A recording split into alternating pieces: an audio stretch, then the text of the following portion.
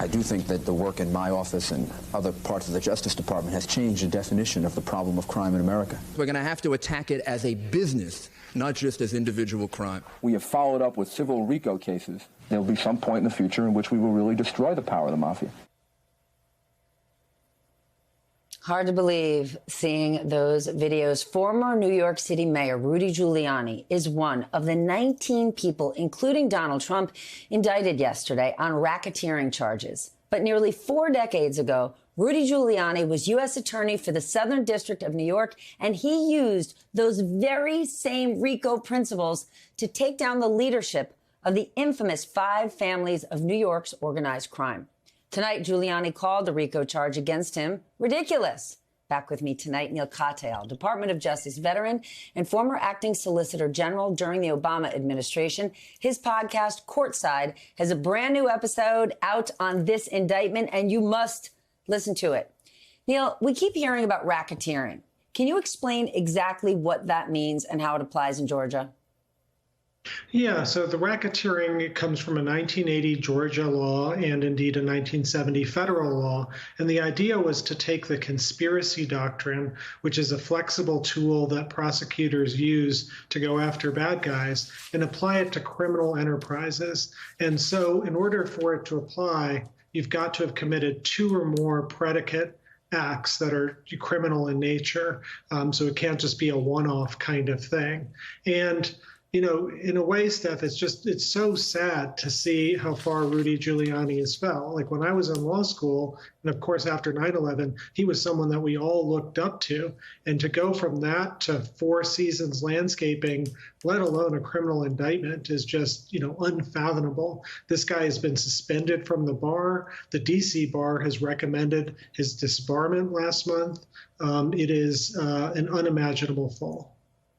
It is, especially for New Yorkers, who there was a period of time where that guy wanted to be president. 10 years ago, people thought he could have had a bridge named after him in New York. And now look where he is. Let's talk about this case. And some are predicting that Trump is going to try to get this moved to federal court. Meadows already wants to do that. Do you think that Trump's going to be successful? And even if he is, it's still in Georgia.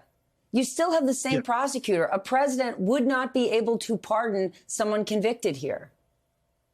Right. So there's definitely, I think Trump is going to try and move this case to the federal court. And if for no other reason than in the federal courts, the televised trials have never happened. We'd have to go to the Chief Justice and get a special order from the Judicial Conference. Otherwise, I think that should be granted. But that stands in stark contrast to Georgia, in which televised criminal trials are the norm, and this trial would be televised in Georgia. And so Trump, who's afraid of sunlight the way vampires are afraid of sunlight and garlic, I think is going to do everything possible to try and have this case in federal court.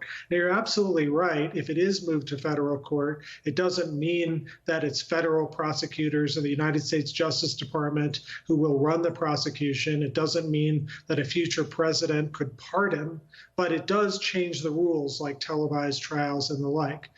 I think, Steph, that these removal actions will fail. It's true there is a law passed after the Civil War that gives federal employees in certain circumstances the right to move a case to federal court. But it doesn't apply here, I don't think, for 3 reasons. One is you have to be performing a federal function.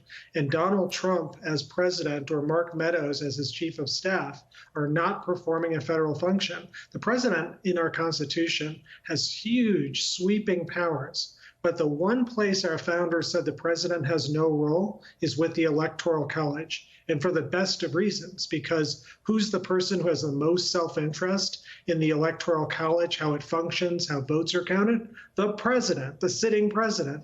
They're the ones who are, after all, running for re-election. So our founders cut the president entirely out of the Electoral College.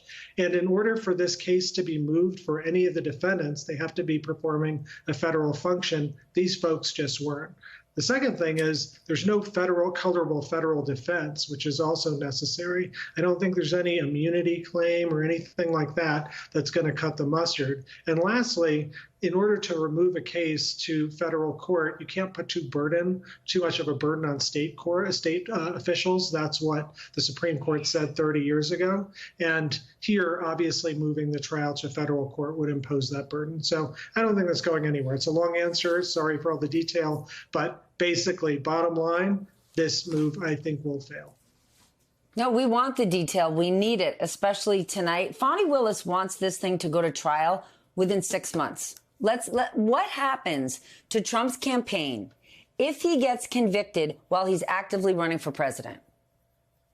Yeah, so, I think that there's a very strong case that if he's convicted under the Georgia charges, he cannot serve. He's ineligible to serve as president under the 14th Amendment, Section 3, again, passed after the Civil War, barring insurrectionists from running for office. A couple of very conservative, very prominent law professors last week wrote a long article about this that's gotten a lot of attention. So I think that just as a legal matter, he will be ineligible at that point. But separately, you're asking about the political consequences. And I know that Donald Trump says every time he's indicted, it helps him and all this stuff helps him. If so, then I don't know what he's complaining about. I mean, then why is he saying Biden or the district attorney in Georgia is acting politically if Trump says it helps him? I mean, he's talking out of both sides of his mouth. But ultimately, I do think if he is convicted, and of course he's entitled to the presumption of innocence, but right now the indictments look damning against him. If he's convicted, I think the American people will move their support away from him. This is a country that really believes in the legal process, even in hot button contested cases like the George Floyd case, in which I was a special prosecutor. People were at such loggerheads before the trial.